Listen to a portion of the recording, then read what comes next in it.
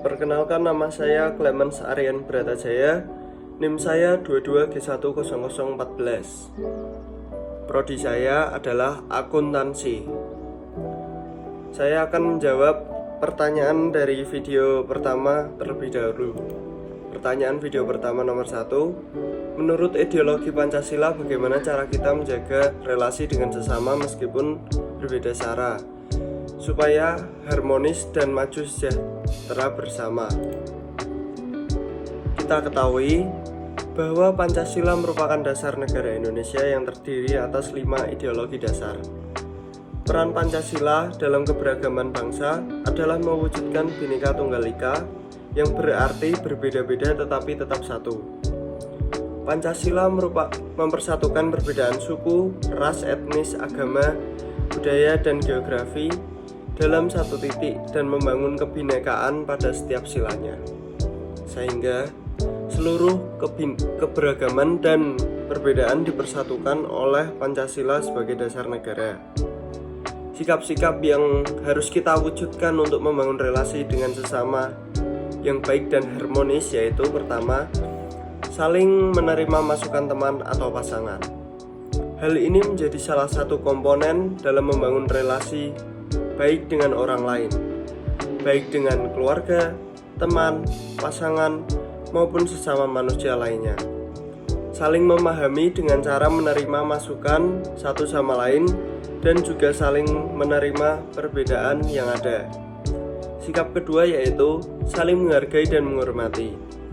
Dalam artian, saling menghargai segala macam keragaman yang ada, serta menghormati setiap keputusan maupun pilihan masing-masing pihak.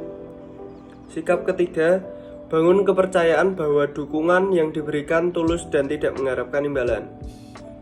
Membangun hubungan kepercayaan antara teman atau pasangan bahwa apa yang dilakukan merupakan tindakan yang tulus dan tidak ada embel-embel apapun.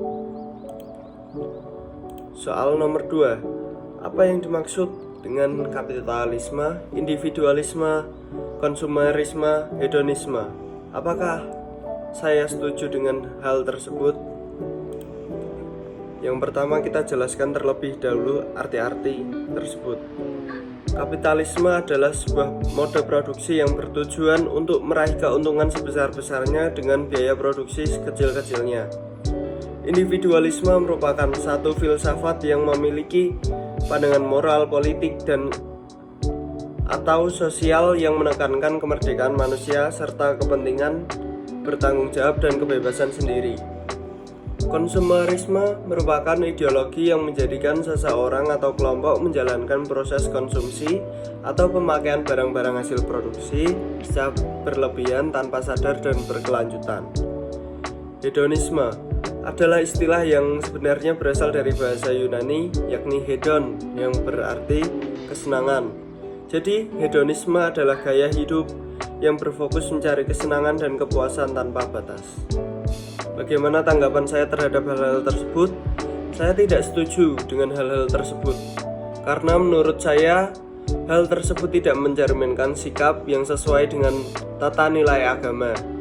Kapitalisme dapat menimbulkan terjadinya eksploitasi sumber daya alam demi keuntungan sebesar-besarnya. Individualisme dapat menimbulkan sikap egois.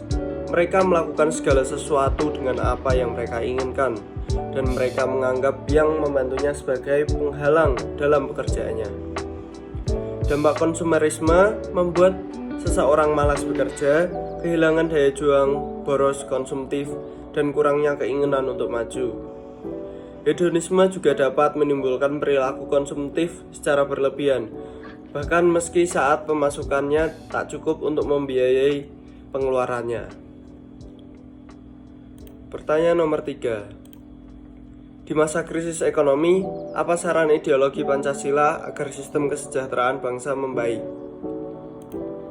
Menurut saya, di masa krisis ekonomi, nilai-nilai yang terkandung di dalam Pancasila sangatlah penting. Contohnya pada Pancasila nomor 3 yang berbunyi Persatuan Indonesia. Di dalam mewujudkan nilai Pancasila tersebut, kita butuh dukungan dari seluruh rakyat Indonesia agar tercipta kesejahteraan. Sistem ekonomi Pancasila harus menguatkan posisi usaha rakyat dalam kehidupan ekonomi, penciptaan ekosistem usaha yang adil, pemanfaatan sumber daya alam dan energi sebagai pokok-pokok kemakmuran rakyat, dan prinsip kekeluargaan dan gotong royong. Dengan demikian, kemerdekaan dalam pasar menghajatkan keterlibatan pemerintah untuk menjaga keseimbangan demi terciptanya kesejahteraan bagi semua warga. Tanggapan saya dari video kedua yaitu, menurut kitab suci, pengampunan berarti pembebasan atau pelepasan dari dosa atau kesalahan. Iman Kristiani mewartakan bahwa Allah adalah Bapa yang baik hati yang suka mengampuni. Kebaikan Allah ini ditampakkan dalam hidup dan karya Yesus. Yesus mengajarkan bahwa Allah adalah Bapa yang baik hati dan suka mengampuni. Kebaikan Allah itu ditampakkan atau diwujudkan dalam kehidupan dan pewartaan Yesus. Allah Bapa melalui Yesus selalu mencari domba-domba yang hilang untuk dibawa pulang kembali, karena akan ada sukacita di surga jika satu orang berdosa yang bertobat lebih daripada sukacita karena 99 orang benar yang tidak memerlukan pertobatan. Lukas 15 ayat 7. Allah memanggil kita untuk bertobat, maka Allah akan selalu mengampuni dosa-dosa kita. Karena Allah adalah Bapa yang Maha Rahim, dalam doa Bapa kami terdapat ungkapan, ampunilah dosa kami seperti kami pun mengampuni yang bersalah pada kami. Dalam doa tersebut, manusia tidak hanya memohon pengampunan dari Tuhan, tetapi juga bersedia mengampuni sesamanya yang berbuat salah kepadanya. Dengan demikian, pengampunan dari Allah dikaitkan juga dengan kesediaan untuk mengampuni sesama. Namun demikian ada pula dosa yang tidak dapat diampuni baik di dunia ini maupun kelak. Yesus memiliki kuasa untuk mengampuni dosa, dan kuasa itu kemudian Dia berikan kepada gereja. Dalam Lukas 15 ada 3 perumpamaan yang menunjukkan kebaikan Allah Bapa. Allah Bapa adalah Allah yang suka mengampuni. Ketiga perumpamaan itu adalah perumpamaan tentang domba yang hilang yang terdapat dalam kitab suci Lukas 15 ayat 3-7. Perumpamaan tentang dirham yang hilang Lukas 15 ayat 8-10, dan perumpamaan tentang anak yang hilang Lukas 15 ayat 11-32. Ketiga perumpamaan ini melukiskan tentang kehilangan sesuatu atau orang, dan bahwa Allah mencari yang hilang dengan perhatian dan kasih-Nya. Pengampunan yang kita terima dari Allah membawa konsekuensi supaya kita pun bersedia mengampuni orang yang bersalah kepada kita. Hal ini nampak dalam doa Bapa kami dan perumpamaan tentang pengampunan.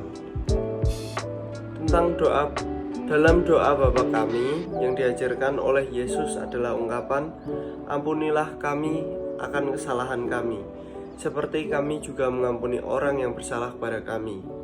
Matius 6 ayat 12. Matius mengajak kita untuk mengampuni semua orang yang bersalah kepada kita. Demikian tanggapan dari saya. Terima kasih.